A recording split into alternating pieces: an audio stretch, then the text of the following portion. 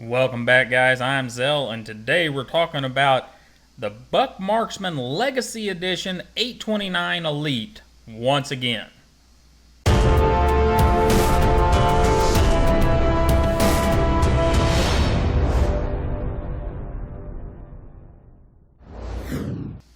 Alright, guys, so whenever we unboxed these guys, you all noticed that one of the knives was off-center. And it was. It was not awful, but it was definitely off-center. So I unboxed the other one, got a good look at it, and didn't look too bad.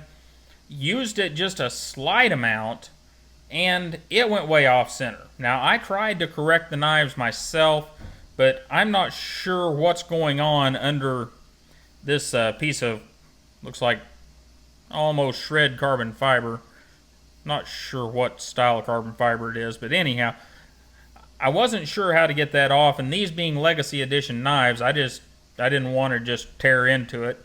So I called up Buck. I talked to a wonderful woman, Miranda, and we got these things to Buck quickly.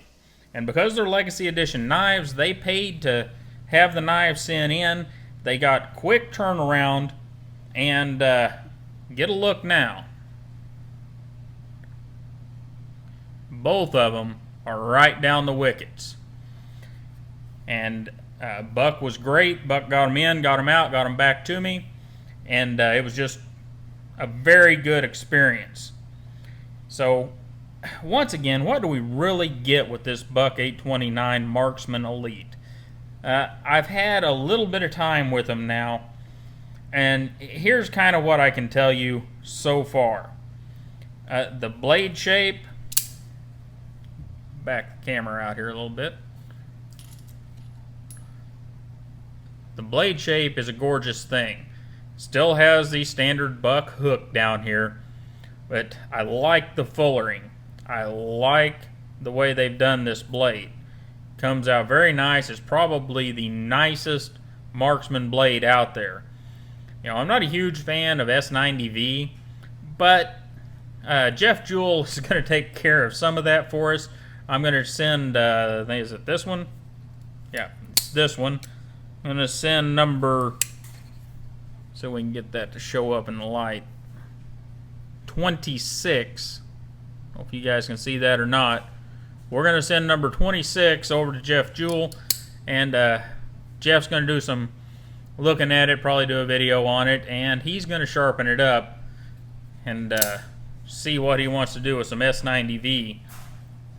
I mean, I'm just going to let Jeff do whatever he wants. He knows how I sharpen knives, and I'm sure he can make this thing beautifully sharp. And the other things I've noticed since having the knife is this one has a very good lock bar on it. Just a little bit of lift, and the knife shuts itself. Beautiful thing, just like my 830 and 831.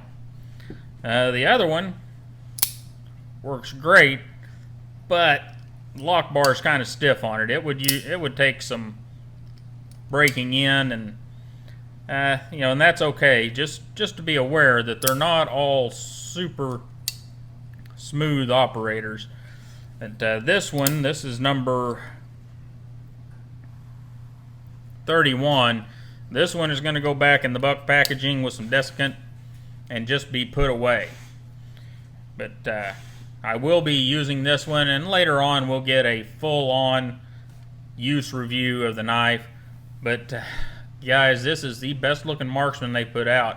I really wish Buck would reconsider their 830 and 831 and bring out a model like this. Now, I don't want this pocket clip again. I want to go back to the standard marksman pocket clip, but bring us out a model like this, maybe with G10 inlay. Carbon fiber's cool, but I'd be good with the G10. And then don't have to have S90V. Give us some S30V, S35VN that's been Boss heat treated, or any number of other steels. Even the 154CM, I'm not too upset about that. That's a good steel as well. But give us this design. Oh, and one more thing. I know there's some people are going to argue with this with me. I want a little bit of traction back on the bottom side of this. They don't have to go full on like they did on the 831 and the 830, but just a little bit of traction on the bottom side of this thing would be good for those knives that don't open quite as smoothly as, say, this one. But Buck, if you're out there listening, bring us this design. Take the materials down a notch, price it, you know, where it's going to retail around 120, 130, and get the fit and finish down. Get the QA, QC, whatever you guys call it, at the end of the line down so that these knives come out right every freaking time. And I'm telling you, Buck, you could sell a lot of these knives. This mechanism from G&G Hawk is a beautiful thing. There are a lot of people like it, and I hear the same thing over and over again. I hear, well, if Buck had the quality control that those knives were good, or I bought one and it was messed up right whenever I got it. And I know these people's feelings, Buck, I do, because I have purchased 3 Marksmen besides these 2.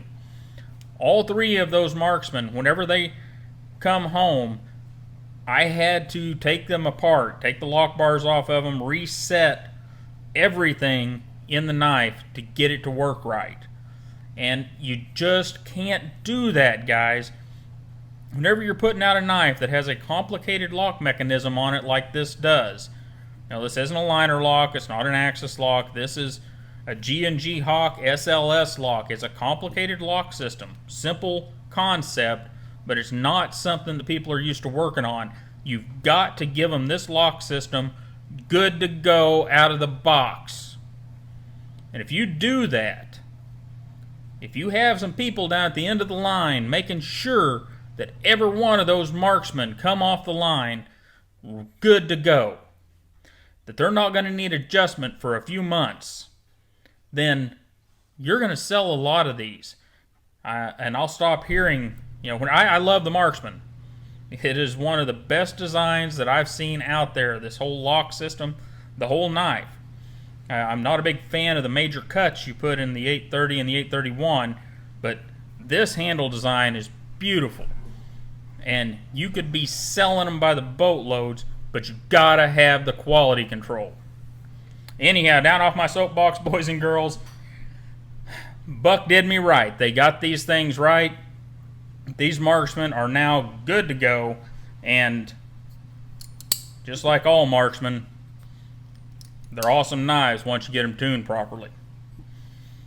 And I hope that, Buck, you were listening and you get it together with the Marksman, because this is one of the most awesome knives on the market today whenever it all works right.